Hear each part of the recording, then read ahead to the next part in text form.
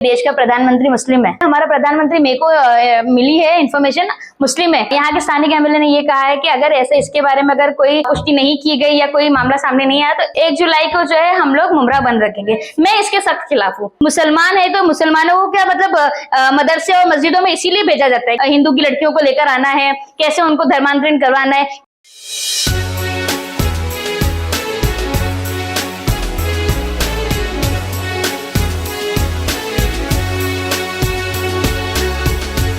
Madam क्या कहेंगे, आज आपने यहाँ पे पत्रकार परिषद बुलाई है, क्या कहेंगे, क्या मामला है?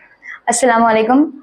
देखिए अभी रिसेंटली एक मामला चल रहा था। गाजियाबाद के जो सीनियर पीआई है उन्होंने एक स्टेटमेंट कहा है जो मुझे लगता है कि मुमरा को फिर से एक जो है वो कहीं ना कहीं बदनाम करने की कोशिश की जाती है और हमारे ही ऐसे जो होते माइनॉरिटीज़ के जो इलाके होते हैं इनको जो है बदनाम करने की कोशिश की जाती है।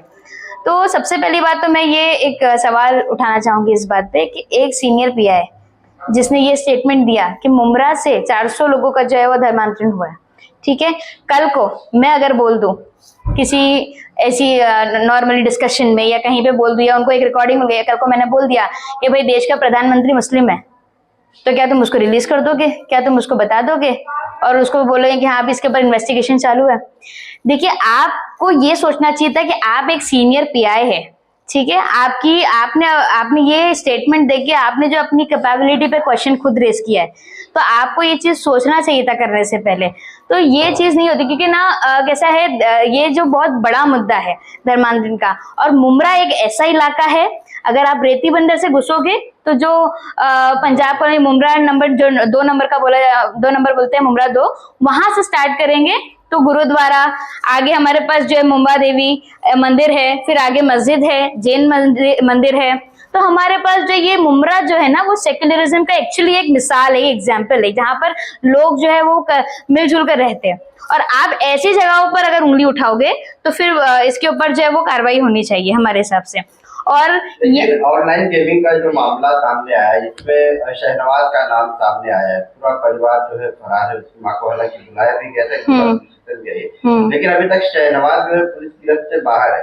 तो कहीं ना कुछ तो लिंक जो है पुलिस को मिला होगा, उसके आधार पर ही पुलिस। देखिए अगर वो किसी एक बंदे की बात कर रहे हैं ना, आप जिससे शहनवाज में आप 400 लोगों का नाम लेके ऐसे मुमरा के लोगों को जो है वो बदनाम नहीं कर सकते। और अभी जो है वो चुनाव आने वाला है, हाँ, तो ये बीजेपी का वोट जिहाद है। हाँ, बीजेपी वोट जिहाद करना चाह रही है। हम लोग किस तरीके से वोट बांटा जाए, कम्युनल किया जाए, तो इसमें किसी को भी स्केप वोट मतलब बलि का बकरा बना के मामले को, इसलिए वो भाग रहा होगा कि बहुत अच्छा बलि का बकरा बनाया जा रहा है, या उनका खुद का ट्रैप होगा। क्योंकि ये लोग हमको नाम देते ना कि ये लव ट्रैप को लव जिहाद नाम देते हैं और पता नहीं किस तरीके के जिहाद से हमको जोड़ देते हैं। तो इनको क्या लगता है कि हम पुलिस इन्वेस्टिगेशन का पार्ट है, इसमें आप बीजेपी को कैसे लेके आ रहे हैं? क्योंकि आपको पता है भाई सरकार किसकी चल रही है और आने वाले दिनों अभी 24 में किसका इलेक्शन आने वाला है। ये तो कॉमन सी बात है कि जहां पर भी अभी जब इलेक्शन आने वाले होते हैं ना तो आपके ऐसी वारदात बहुत मिलेगी। ये सोचने वाली बात है, ये पहले भी हो चुके हैं, तो ये कोई नई बात नहीं है। लेकिन आप पर्टिकुलर किसी एक स्टेट को किसी एक शहर को अगर ऐसे पॉइंट आउट करेंगे तो वहां के लोग बर्दाश्त नहीं करेंगे इस चीज को। तो इसीलिए रिकॉर्ड के आधार पर जी, तो वही ना, कल को मैं किसी को बोल दूं कि अरे हमारा प्रधानमंत्री मेरे को मिली है इन्फॉर्मेशन मुस्लिम है, तो आप क्या कर लोगे फिर? तो आप सोचने वाली बात है कि एक सीनियर पीआई को किसी के सामने स्टेटमेंट देने से पहले सोचना चाहिए इस चीज के लिए। और मुमरा एक ऐसा इलाका है, आपको क्या लगता है मतलब मुसलमान है तो मुसलमानों को क्या मतलब मदरसे और मस्जिदों में इसीलिए भेजा जाता है क्या कि वहां पर क्या आपको कैसे साजिश करनी है, आपको कैसे मुसलमानों की लड़कियों हिंदू की लड़कियों को लेकर आना है, कैसे उनको धर्मांतरण करवाना है? क्या हमको यही काम रह गया है? अरे हम भी पढ़ते लिखते हैं, हम लोग को ये सब चीजें नहीं चाहिए। बल्कि आप रिकॉर्ड के हिसाब से अगर देखोगे ना, बांद्राकोट में हर 2-3 महीने में 3-4 महीने में मुमरा से लड़कियां जो है वो जा रही है। अभी बीच में कितने केसेस आए थे जो मुस्लिम लड़कियां जो है वो दूसरे धर्मों में जा रही है। और अल्हम्दुलिल्लाह मैं दाद दूंगी और सराहना करूंगी ऐसे ग्रुप की, और पर्सनली हम लोगों ने भी उनको सपोर्ट किया और हम लोगों ने भी उनके साथ काम किया है कि ऐसी बच्चियों को हम लोगों ने समझा बुझा के जो है वो वापस से अपने धर्म में रहने के लिए, और उनको समझाया कि ये किस तरीके से गलत हो सकता है। तो ऐसी चीजें भी हुई। अगर आप देखो वेबसाइट, मतलब ये है कि गाजियाबाद पुलिस ने जो स्टेटमेंट दिया वो इंक्वायरी पूरा होने के बाद देना चाहिए। आपको किसी भी नतीजे पे पहुंचने से पहले कुछ भी नहीं बोलना चाहिए। आपको पहले कंक्लूजन पहुंचने से पहले ये से हाँ स्टेटमेंट ये है कि हमको इन्फॉर्मेशन मिली है, हमने उसकी पुष्टि नहीं की, तब पुष्टि नहीं की तो आपको बोलने की जरूरत। क्योंकि ये धर्म का मामला एक ऐसा हो जाता है ना कि आप एक बार बोलते हैं ना, एक चिंगारी छोड़ने की जरूरत है, वो आग अपने आप लग जाती है। तो आपको धर्म के मामले में स्पेशली कोई भी अधिकारी को बोलने से पहले इस तरीके की सोचना चाहिए। तो ये चीज और मैं कहना चाहूंगी। और दूसरी बात, ये जो बोर्ड बाहर लगा हुआ है दारुल फलाह के पास, जो इसका भी बहुत चर्चा चल रही है।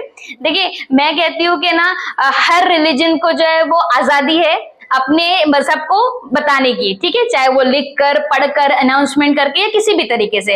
तो उन्होंने वहां पर लगा क्योंकि हालात ऐसे चल रहे हैं, तो वो लगाने की जरूरत आन पड़ी। आप कुरान शरीफ पढ़िए ना, उसके अंदर हर चीज लिखी हुई है कि आपको किस तरीके से अपनी जिंदगी बितानी है। अगर आप वो कर लोगे तो आपको जरूरत ही नहीं पड़ेगी ये सब चीजों की। और अगर किसी ने धर्म परिवर्तन किया भी है, मैं आपको बता दूं, इस्लाम एक ऐसा मजहब है जिसमें कोई जोर जबरदस्ती नहीं है।